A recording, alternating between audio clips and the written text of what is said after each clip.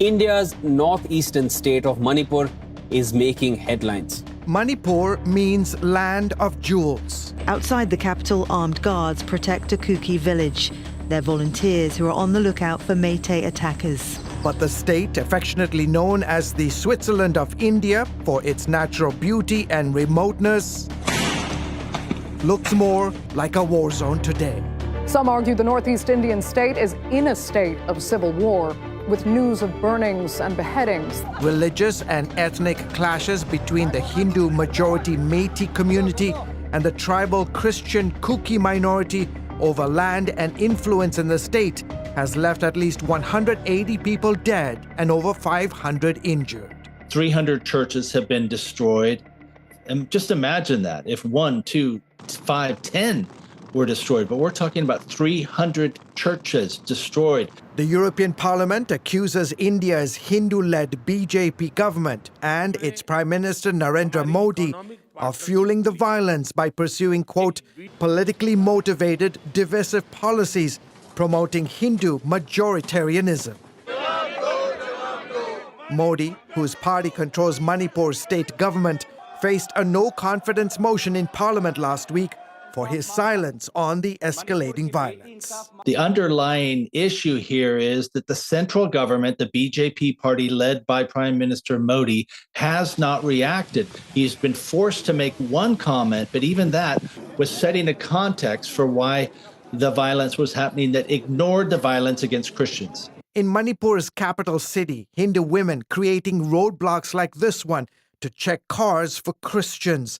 In May, a Hindu mob paraded naked 2 Christian women. One had been reportedly gang-raped.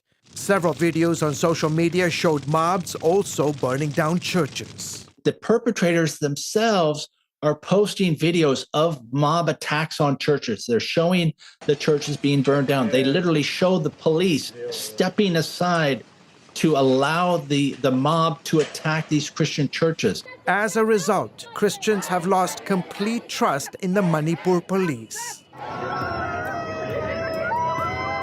This video showing dozens of Christian women kneeling, crying, and begging Indian soldiers to stay in their village, fearful of more Hindu attacks.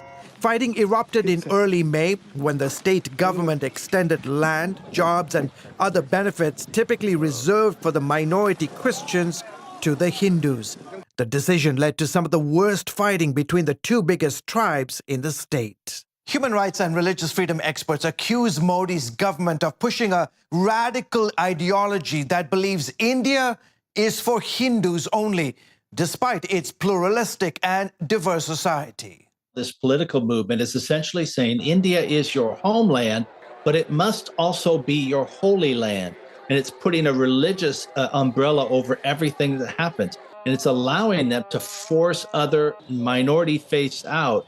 The violence in Manipur has displaced more than 60,000 people internally. And it's not just in Manipur. The New Delhi-based United Christian Forum says there have been more than 400 incidents against Christians in 22 other Indian states in the first 6 months of this year. India, with 1.4 billion people, is the world's largest democracy. However, Modi's critics argue democracy has been in retreat since he took power in 2014.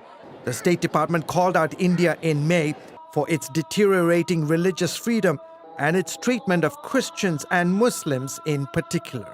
Government actions, including the passage and enforcement of discriminatory policies, such as hijab bans, anti-conversion laws, and anti-cow slaughter laws, have created a culture of impunity for threats and violence by vigilante groups, especially against Muslims and Christians. Meanwhile, lawmakers on the House Foreign Affairs Subcommittee urging the State Department to designate India, among others, as a country of particular concern, which would make New Delhi subject to U.S. sanctions for violating the International Religious Freedom Act. No diplomacy ought to get in the way of calling it for what it is. If a country is engaging in serious religious persecution, they need to be designated CPC.